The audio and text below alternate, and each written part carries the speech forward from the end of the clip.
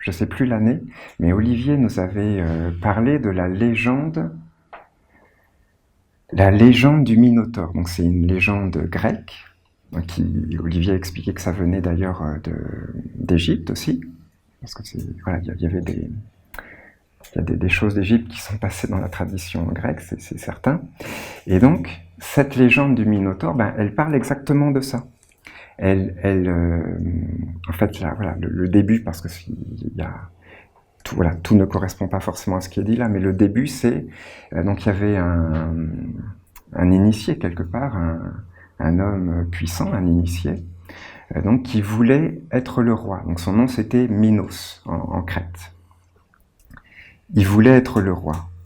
Et donc, il demande au dieu un signe, voilà, pour devenir le roi, pour être le roi. Et donc voilà, c'est Poséidon, le dieu de la mer, de l'océan, de l'océan de la vie, de la vie universelle, qui répond donc à sa demande et qui envoie un signe. Et ce signe, c'est un taureau blanc, mais voilà, un magnifique taureau blanc, une splendeur. Et voilà, Olivier nous avait dit, ce taureau, c'est taureau, Torah, c'est la roue des 4 saisons, la roue de la ronde des archanges, la roue de l'enseignement divin, de la roue du Dharma qui tourne pour libérer. Voilà, c'est une splendeur. C'est le cadeau des dieux. Mais le problème, c'est que cet homme, Minos, alors voilà, la condition des dieux, c'était tu dois, voilà, je te le donne, mais ça m'appartient. Tu dois m'en faire l'offrande. Tu dois me le redonner, voilà, que ça me revienne. Voilà, la ronde des archanges, c'est pour les dieux, c'est pour honorer les dieux. C'est pour, voilà, ça ne nous appartient pas, ça n'appartient à aucun homme, ça appartient uniquement au monde divin, aux archanges.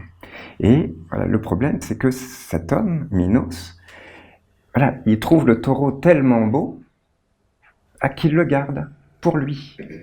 Et il fait l'offrande, donc au dieu Poséidon, au dieu, il fait l'offrande d'un autre taureau. Voilà, il en avait plein, c'était voilà. Et donc, il fait l'offrande, il fait une fausse offrande quelque part. Fausse religion, fausse offrande. Offrande qui n'est pas vraie, qui n'est pas pure, qui n'est pas pour les dieux. C'est pas ça que voulaient les dieux, c'est quelque chose de faux. Et donc du coup, automatiquement, en faisant cet acte-là, voilà, c'est juste les lois, c'est pas méchant. Les portes se ferment, les portes du monde divin se ferment, et voilà, les hommes deviennent fous quelque part. Ils n'ont plus l'alliance. C'est ce que nous dit notre père Michael. Si vos dirigeants, par exemple ce roi, sont associés avec les intelligences qui se sont rendues indépendantes, c'est-à-dire qui volent, les voleurs de lumière, ceux qui volent, qui prennent pour eux, pour l'homme, ce qui appartient aux dieux immortels de la lumière, qui le prennent pour eux, qui ne veulent pas le donner aux dieux, mais qui veulent le prendre pour eux, pour exister eux.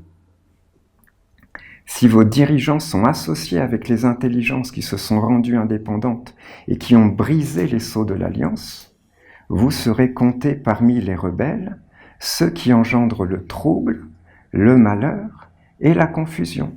Et dans cette légende grecque, c'est exactement ce qui s'est passé.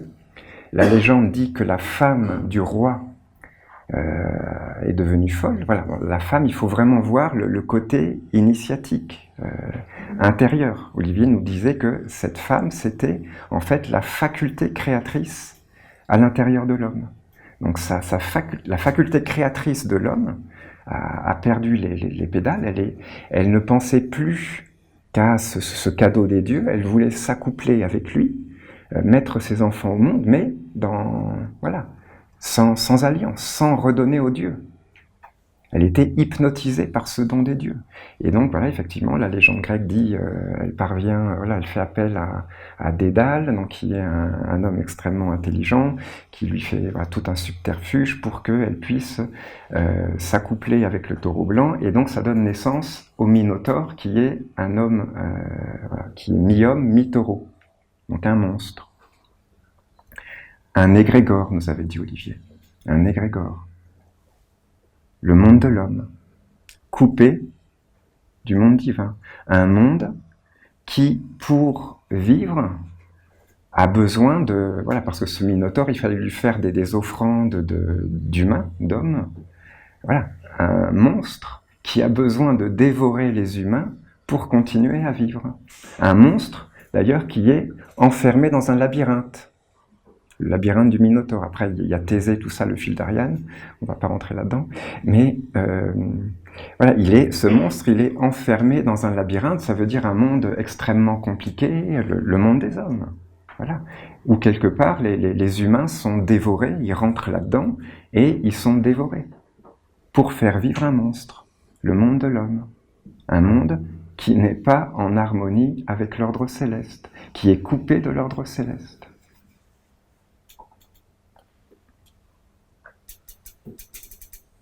Et donc c'est le malheur.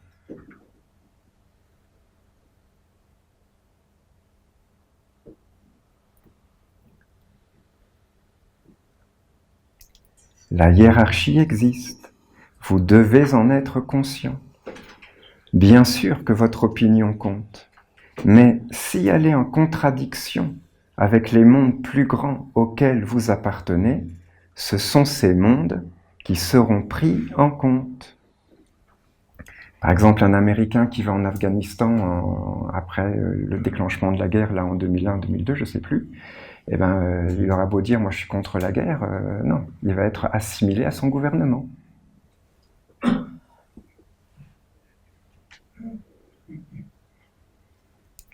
C'est pourquoi vous devez réellement savoir avec qui vous êtes lié, à quelle intelligence vous appartenez.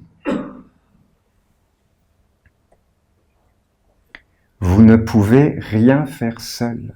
Il y a tout un monde autour de vous. Soit c'est le désordre, soit c'est l'ordre sacré. Vous ne devez pas rêver, penser qu'il vous suffit juste de souhaiter le bien pour qu'il soit, car dans ce cas, vous serez associé à l'intelligence qui usurpe le bien et conduit tout dans le désordre. Voilà, on ne peut pas faire autrement que de consulter les oracles, que d'être en harmonie avec les mondes supérieurs, parce que sinon, ben voilà, c'est tout ça qui se passe. On engendre le malheur, la confusion, la désolation, le trouble, parce que justement, on est en dehors de l'ordre sacré, de l'ordre céleste, de l'harmonie des mondes. On sort, on n'est plus à notre place quelque part, on n'est plus dans la symphonie universelle, on est une note de musique qui se balade toute seule dans son coin, qui est comme enfermée en elle-même, et qui est plus en harmonie avec la symphonie du Père et des anges. On est enfermé. Et c'est le désordre.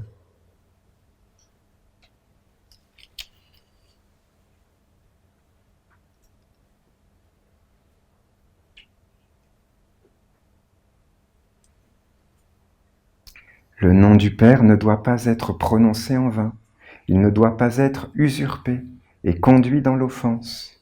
L'homme doit s'inscrire dans l'ordre universel et non pas dans le désordre.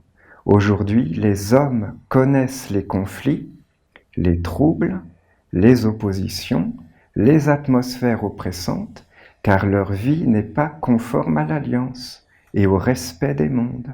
Ils disent Dieu, mais ne font pas sa volonté et n'accomplissent pas les œuvres divines. Alors leur vie n'est qu'opposition. Le désordre est en eux, et donc dans leur vie, c'est le désordre qui règne. Dans leur vie et puis dans la société, hein, voilà.